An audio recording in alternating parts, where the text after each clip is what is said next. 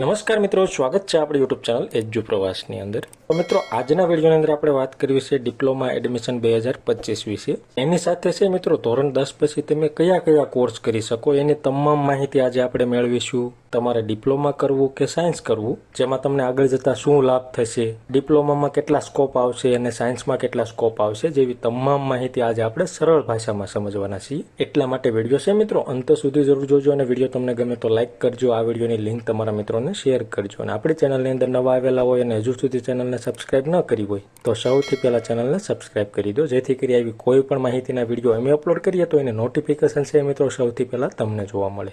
તો મિત્રો, આજના વિડીયોની અંદર આપણે માહિતી મેળવવાની છે કે ધોરણ 10 પછી શું, એટલે કે ધોરણ 10 પછી તમે કયા કયા કોર્સ કરી શકો અને ધોરણ એન્જિનિયર કરવું જોઈએ કે ધોરણ 12 પછી તમારે ડિગ્રી એન્જિનિયર કરવું જોઈએ, એના વિશે માહિતી મેળવવાના છીએ.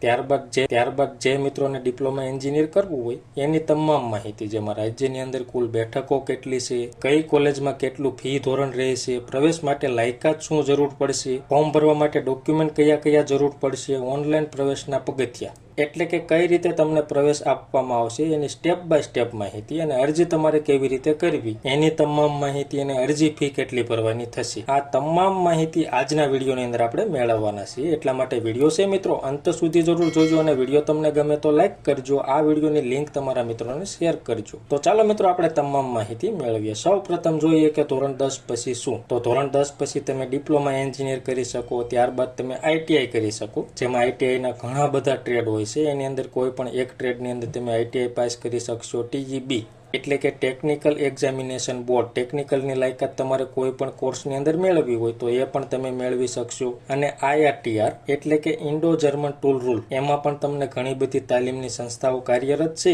જેમાં ટેકનોલોજી સેન્ટરને લગતા ઘણા બધા કોર્સ થાય છે, એ પણ તમે કરી શકશો. ત્યારબાદ ઉદ્યોગ સાહસિકતા એટલે કે પોતાનો નાનો મોટો વ્યવસાય ધંધો ચાલુ કરવો હોય એના માટેનો અભ્યાસ પણ તમે કરી શકો. અને ધોરણ 11 અને 12 આ તમામ કોર્સ તમે ધોરણ 10 પછી કરી શકો, જેમાં 11-12 પછી તમારે શું કરવાનું તો કે સ્નાતકની ડિગ્રી એટલે કે બીએ, બીકોમ, બીએસસી, બીબીએ, બીસીએસસી એવી કોઈ પણ તમે સ્નાતકની લાયકાત મેળવી શકો. 11-12 સાયન્સ વિભાગમાં તમે કરેલું હોય તો તમે મેડિકલની લાયકાત એટલે કે એમબીબીએસ છે, ડેન્ટલ છે, બીએએમએસ છે, બીએસએમએસ છે, બીએસસી નર્સિંગ છે, એવી મેડિકલ લાઇનની ડિગ્રી તમે મેળવી શકો. ત્યારબાદ તમે ડિગ્રી એન્જિનિયર પણ કરી શકો. અને ડિપ્લોમા એન્જિનિયર પછી તમે શું કરી શકો એના વિશે માહિતી મેળવીએ તો કે ડાયરેક્ટ તમને રોજગાર અને નોકરીની તક મળવા પાત્ર રહેશે. ડિપ્લોમા પૂરું થાય એટલે તરત તમને નોકરી મળવા પાત્ર રહેશે. ઉદ્યોગ સાહસિકતા પણ તમને મળવા પાત્ર રહેશે, એટલે કે તમે પોતાનો નાનો મોટો વ્યવસાય ધંધો ચાલુ કરી શકશો. અને ત્યારબાદ તમે ડિગ્રી એન્જિનિયર પણ કરી શકશો. ડિપ્લોમા પૂરું થાય ત્યારબાદ 2 વર્ષનું તમે ડિગ્રી એન્જિનિયરની ડિગ્રી મેળવી શકશો. તો આવી રીતે છે મિત્રો, ધોરણ 10 પછી શું કરવું એના વિશે માહિતી મેળવી. હવે આપણે આગળ જોઈએ તો કે ધોરણ 10 પછી તમારે ડિપ્લોમા એન્જિનિયર કે ધોરણ 12 પછી ડિગ્રી એન્જિનિયર કરવું જોઈએ એના વિશે વાત કરીએ તો કે ડિગ્રી એન્જિનિયરમાં જોઈએ તો તમારે શાળાકીય ભણતર પછી 4 વર્ષનું ભણતર,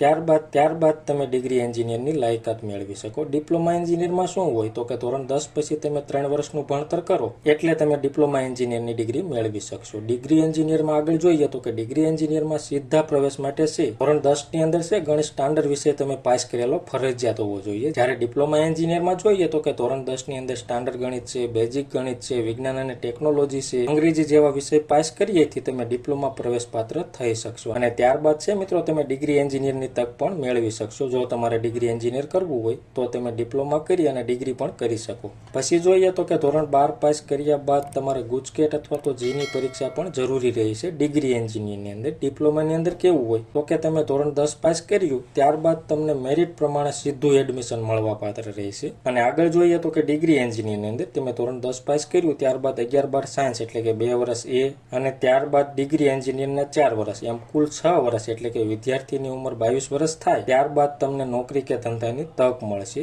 એવી જ રીતે ડિપ્લોમામાં જોઈએ તો કે ધોરણ 10 પાસ કર્યું ત્યારબાદ તમારે 3 વર્ષનું ડિપ્લોમા કરવાનું, એટલે કે વિદ્યાર્થીની ઉંમર 19 વર્ષ થાય ત્યારબાદ જો તમને જરૂર જણાય તો તમે સારી નોકરી અને ધંધાની તક મેળવી શકશો. તો આવી રીતે છે મિત્રો, ડિગ્રી એન્જિનિયર અને ડિપ્લોમા એન્જિનિયરમાં તફાવત છે. હવે તમારે નિર્ણય કરવાનો છે કે તમારા માટે યોગ્ય શું. ડિપ્લોમા એન્જિનિયર કરવું છે કે ડિગ્રી એન્જિનિયર કરવું છે. જો તમારે ડિપ્લોમા એન્જિનિયર કરવું છે તો એના વિશે આપણે તમામ માહિતી મેળવીએ. રાજ્યની અંદર છે મિત્રો કુલ બેઠકો કેટલી? તો કે રાજ્યની અંદર છે ડિપ્લોમા એન્જિનિયરિંગ માટે કુલ 3 પ્રકારની સંસ્થાઓ છે, જેમાં સરકારી છે, અનુદાનિક છે અને સ્વનિર્ભર એટલે કે પ્રાઇવેટ છે. જેમાં સરકારી જોઈએ તો કે કુલ 31 સંસ્થાઓ છે, 20,698 બેઠકો છે અને 5 સંસ્થાઓ છે મિત્રો અનુદાનિક છે, જેની અંદર 1,515 બેઠકો છે. સ્વનિર્ભરની વાત કરીએ તો કે કુલ 113 સંસ્થાઓ છે, કુલ બેઠકો છે મિત્રો 47,010 સ્વનિર્ભર એટલે કે પ્રાઇવેટ સંસ્થાઓની અંદર બેઠકો છે. આવી રીતે રાજ્યની અંદર કુલ 149 સંસ્થાઓ છે અને 69,223 બેઠકો છે. જેમાં આપણે વાત કરીએ કોલેજ વાઇઝ ફીનું ધોરણ શું રહે છે, તો કે સરકારી સંસ્થાઓમાં છે વિદ્યાર્થીઓ માટે વાર્ષિક ફી 1,000 રહે છે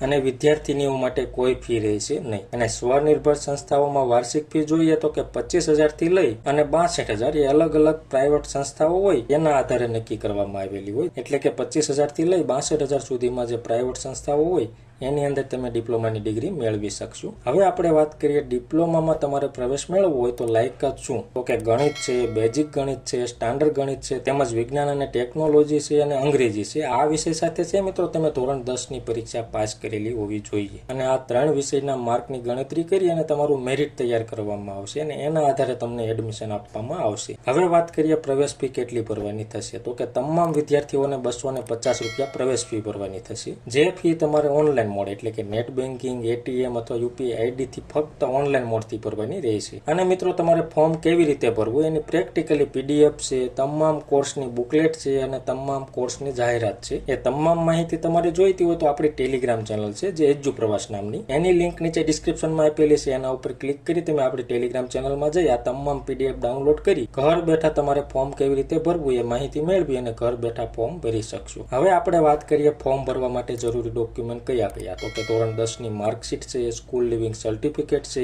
જાતિનું પ્રમાણપત્ર છે જે એસસી છે, એસટી છે, ઓબીસી છે, ઈડબ્લ્યુએસ કેટેગરીના ઉમેદવારો હોય એને જાતિનું પ્રમાણપત્ર જરૂર પડશે. નોન ક્રિમિનલ ફક્ત ઓબીસી કેટેગરીના ઉમેદવારોને જરૂર પડશે. આવકનું પ્રમાણપત્ર છે, પાસપોર્ટ સાઇઝનો ફોટોગ્રાફ છે, સહીનો નમૂનો છે, આધાર કાર્ડ છે, મોબાઈલ નંબર છે અને ઈમેલ આઈડી છે.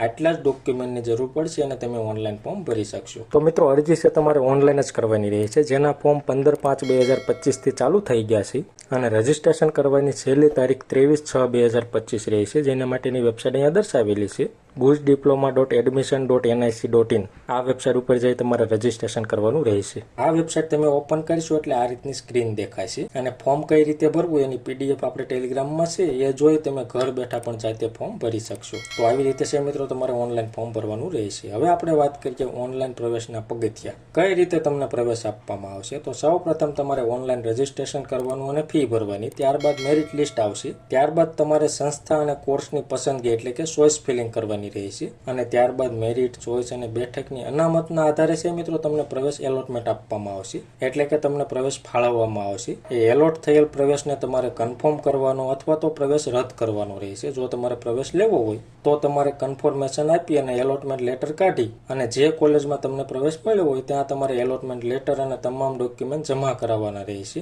અથવા તો તમારે પ્રવેશ રદ કરાવવાનો રહેશે. તો આવી રીતે છે મિત્રો તમને પ્રવેશ આપવામાં આવશે. તો મિત્રો આ માહિતી તમને ગમી હોય તો વધુમાં વધુ શેર કરજો, જેથી કરી કોઈ મિત્રો ધોરણ 10 પછી ડિપ્લોમા એન્જિનિયરની ડિગ્રી મેળવવા માંગતા હોય એવા મિત્રો છે વહેલી તકે ફોર્મ ભરી અને પોતાનો પ્રવેશ કન્ફર્મ કરી શકે. તો મિત્રો માહિતી તમને ગમી હોય, સંતોષકારક લાગી હોય તો વિડીયો લાઇક કરજો અને આ વિડીયોની લિંક તમારા મિત્રોને શેર કરજો. ધન્યવાદ મિત્રો, ખૂબ ખૂબ આભાર.